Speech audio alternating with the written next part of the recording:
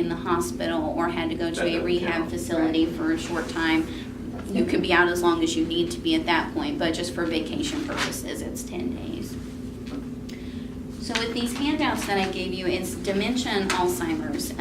Something, and I may be running too long, and if I am, I'm sorry. Nope.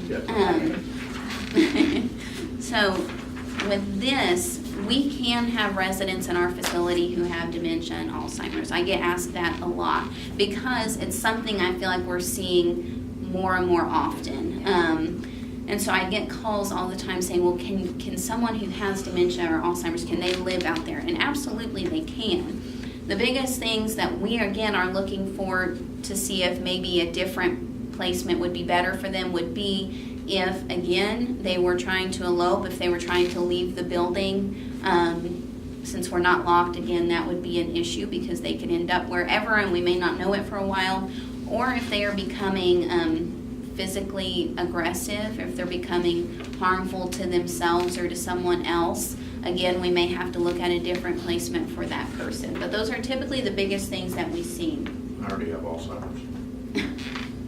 Just today, I probably did more than half of it. So yeah, just quickly, the top 10 signs of, recognizing that someone may be struggling with dementia or Alzheimer's, or like Steve said, some of us, experience these things. Yeah. Doesn't mean we have dementia or Alzheimer's, but these are some things that you could start seeing in your loved ones. These or would be just more people repetitive. They would happen on a more frequent basis. Yes. Than I just couldn't remember where I was going when I left my last class.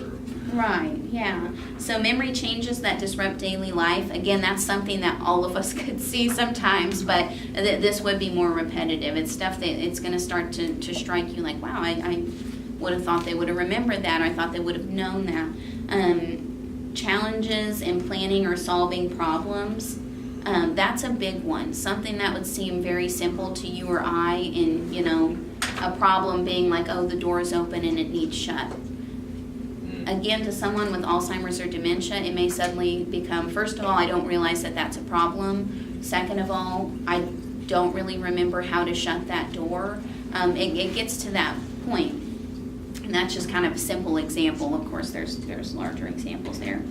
Difficulty in completing familiar tasks. This is another big one. I see this one a lot. A lady who loves to cook, has cooked for her family her entire life, loves it.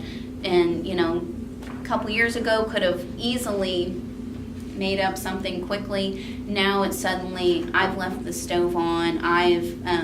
I don't remember, how do I warm this up? I don't, things like that. So something that would typically be so easy for them, something so familiar to them that they no longer know how to do, or, forget that they're doing it.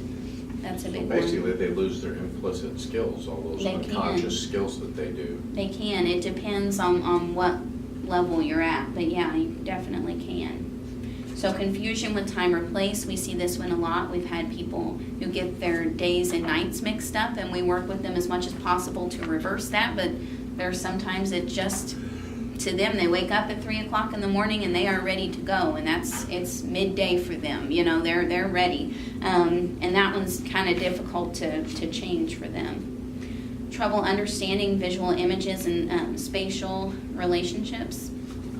New problems with words and speaking or writing. Misplacing things or losing the ability to retrace steps. That's a big one as well. Misplacing things, or sometimes hiding things from themselves. They do that a lot. They'll think, at one point they'll think, I'm going to put this here so that way I remember where it's at. Then later it's, I have no idea where I could have put that, which again, we do that. I know I've done that before. I'm going to put this here so I know it's here, and then I forget. Again, this is going to become much more repetitive. I know one of people's favorite hiding places is under the pillow. So a lot of people with dementia or Alzheimer's, especially in our facility, if they're like, I can't find my keys, I have no idea what I would have done with my keys, or cell phones. Typically, if we go in there, for seriously about 75% of the people, it'll be under their pillow. They just shove it under there. That's where they think it'll be safe, but then they don't remember that they put it there. So decreased or poor judgment. Withdrawal from work or social activities. Again, this is another big one that seems to strike people the most, especially families. They'll start to see their loved one who maybe typically used to love getting together for Sunday dinner.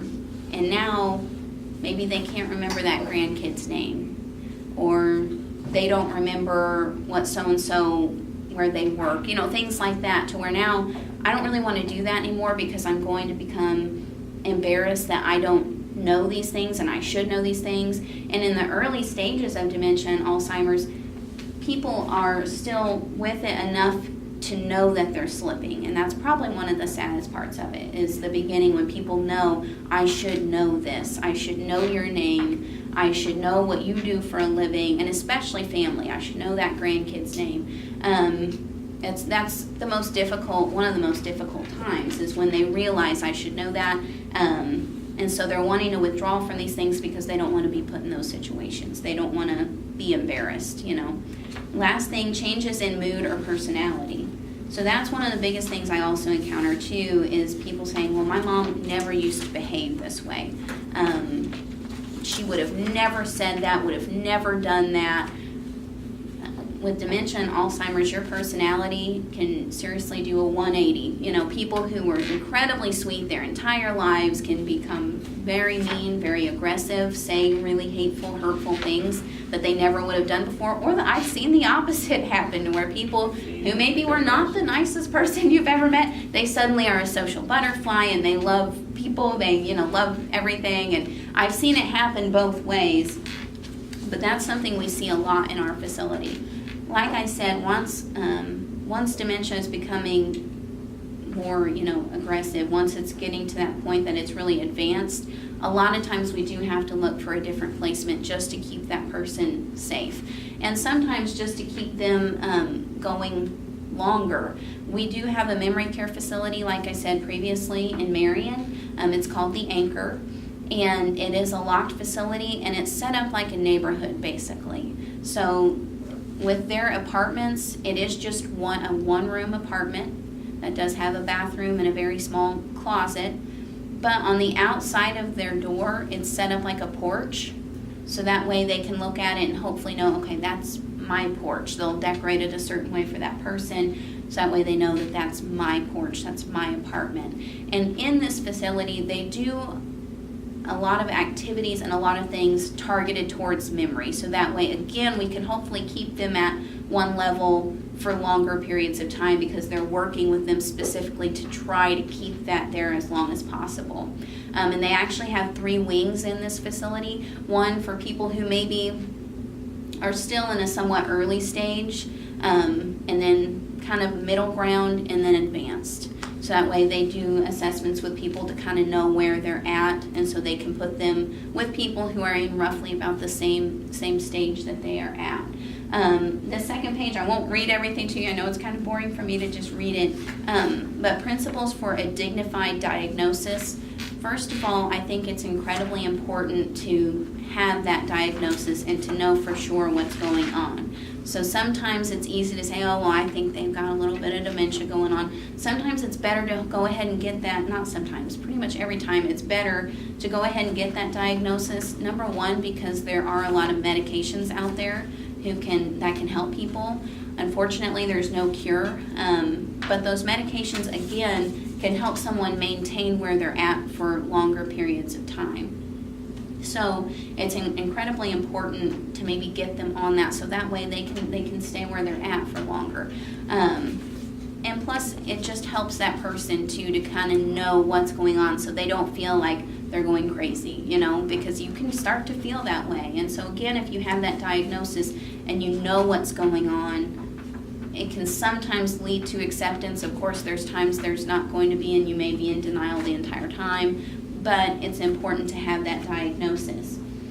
One other thing, just being in the position that I'm in, that I've noticed a lot with families of loved ones who have dementia, is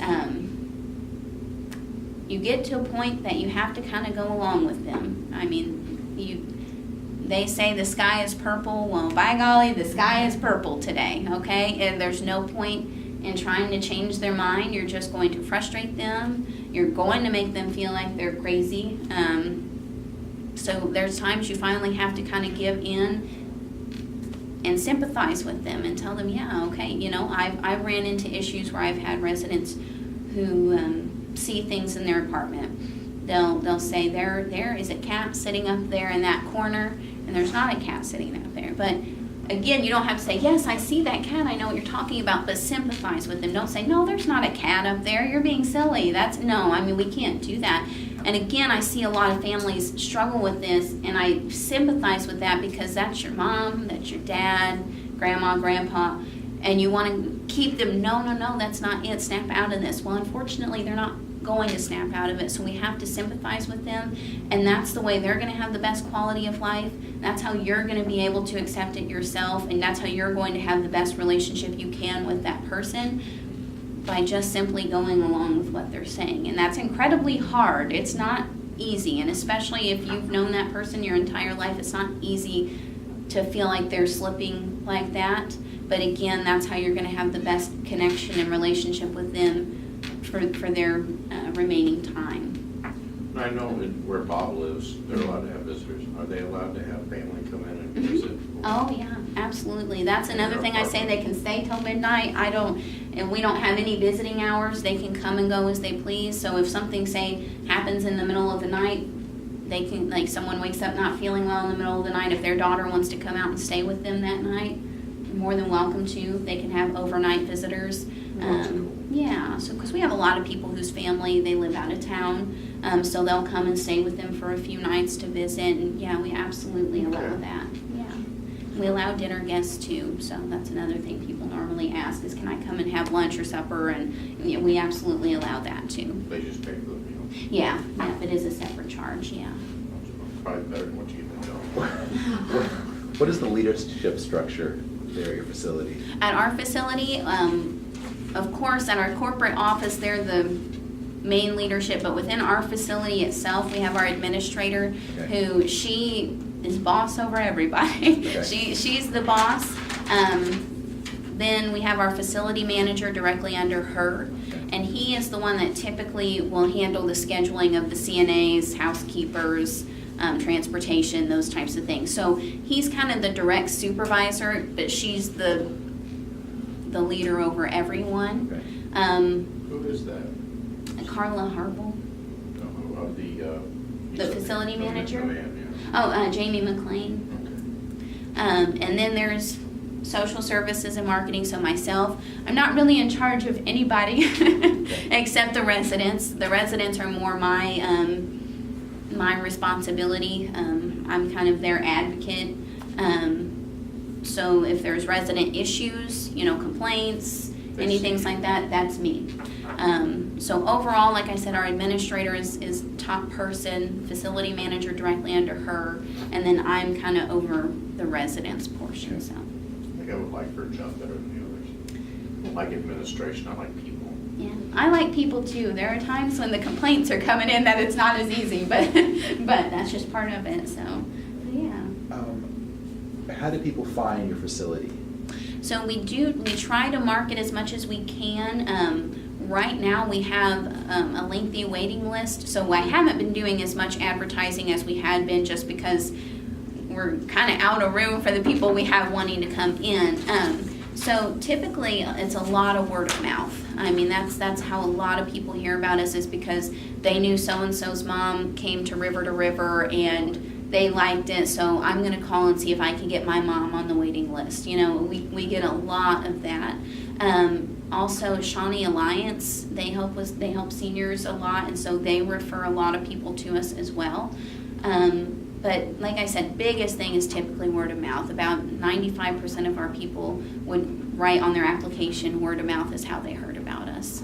Have they thought about enlarging? Because I know there's a giant field right next to me. Yeah, I know. No, we haven't right now. They had at one point talked about doing a memory care facility in Anna, but that's kind of been put on hold. They're not really looking to do that right now. So unfortunately, we're kind of staying where we're at right now. So, Do doctors refer patients to you all? They do, yes, they do. A lot of our local doctors, especially right in Anna, they'll send a lot of people our way as well. Yeah.